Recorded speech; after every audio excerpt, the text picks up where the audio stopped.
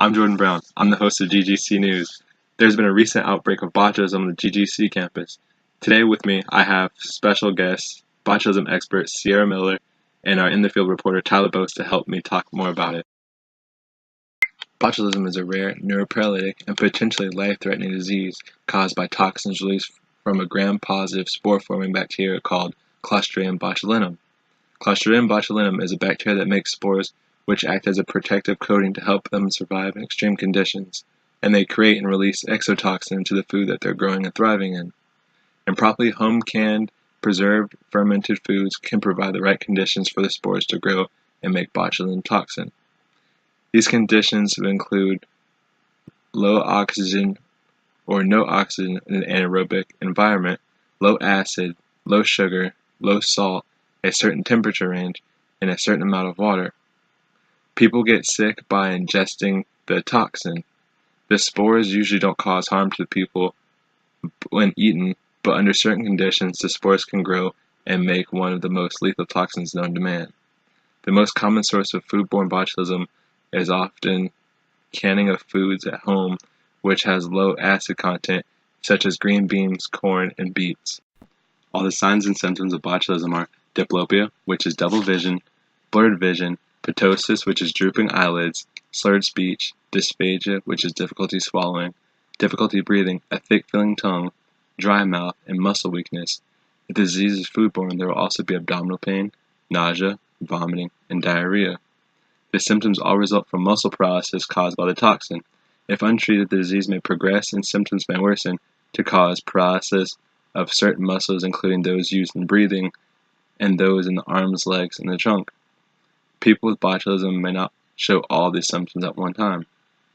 Foodborne botulism occurs when a person ingests the botulism toxin, which leads to illness within a few hours to days.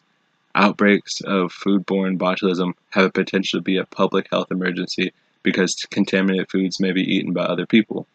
A frequent source is home-canned foods prepared in an unsafe manner.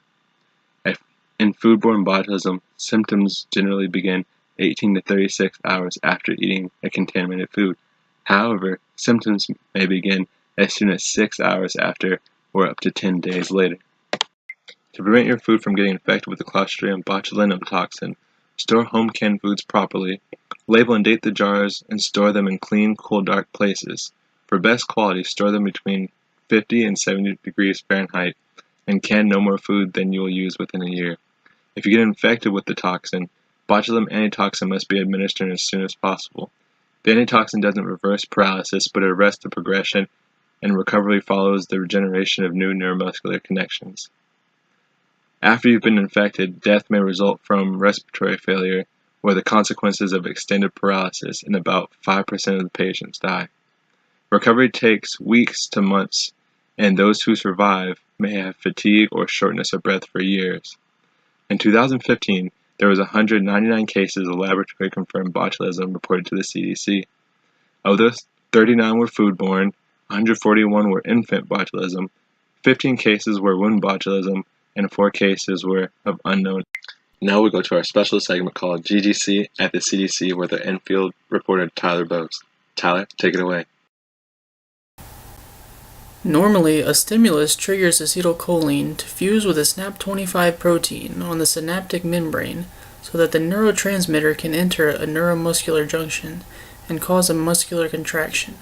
However, when botulinum neurotoxin enters the synaptic junction and enters the synaptic knob by endocytosis, the neurotransmitter is unable to be released.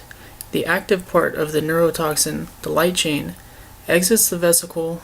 The light chain then cuts the SNAP25 protein, which enables the acetylcholine to bind with the synaptic membrane.